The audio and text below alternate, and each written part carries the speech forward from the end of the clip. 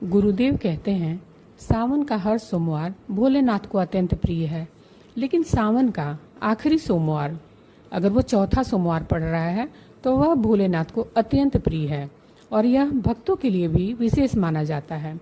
गुरुदेव बताते हैं, किसी तरीके से एक गांव में एक मोहन नाम का व्यक्ति रहता था।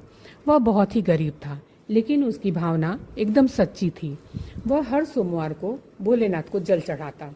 उसके घर में ऐसा कुछ भी नहीं था जो वह शिव मंदिर जाके भोलेनाथ को चढ़ा सके। इसी तरीके से जब चौथा सोमवार आया तो वह बहुत उदास हुआ और सोचा कि आज के दिन भी मैं भोलेनाथ को कुछ भी अर्पण नहीं कर पाऊंगा। फिर वह प्रार्थना किया कि चलो मैं एक लोटा जल ही भोलेनाथ को चढ़ा दूंगा। मेरी भावना सच्ची है, मेरा विश्वास सच्चा है, भोलेनाथ वही स्वीकार करेंगे। और वह घर से एक लोटा लेकर निकल गया। सुबह सुबह वह नदी के किनारे गया और नदी में से एक लोटा जल भरा। रास्ते में उसे एक बेलपत्र मिला। उसे बहुत खुशी हुई कि चलो एक बेलपत्र मिल गया। वह नंगे पैर ही शिव मंदिर की ओर चल पड़ा। मंदिर में पहुंचने से पहले ही उसे एक वृद्ध व्यक्ति मिला। वह बहुत ही प्यासा था। वह बोला, बेटा, अगर मुझे तुम थोड़ा सा जल दे दोगे तो मेरी प्यास बुझ जाएगी। मुझे बहुत ज्यादा प्यास लगी है। मोहन सोच में पड़ गया और सोचा कि अगर मैं जल इसको दे दूंगा तो मेरे पास तो सिर्फ जल है, मैं इसे पिला दूंगा तो फिर भोलेनाथ के मंदिर में क्या लेकर जाऊंगा। फिर भी उसने सोचा कि चलो मैं इस बूढ़े व्यक्ति का प्यास बुझा देता हूँ।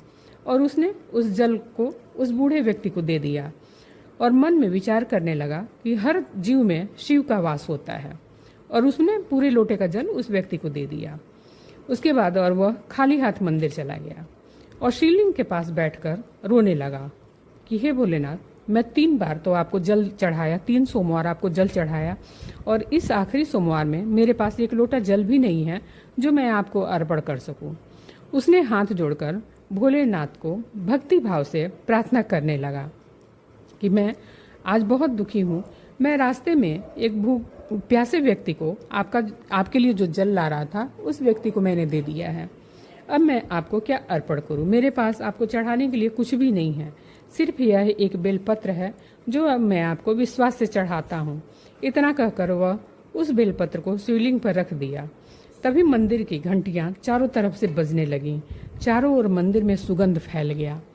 मोहन ने देखा कि मंदिर का पुजारी उसे आश्चर्य से देख रहा है।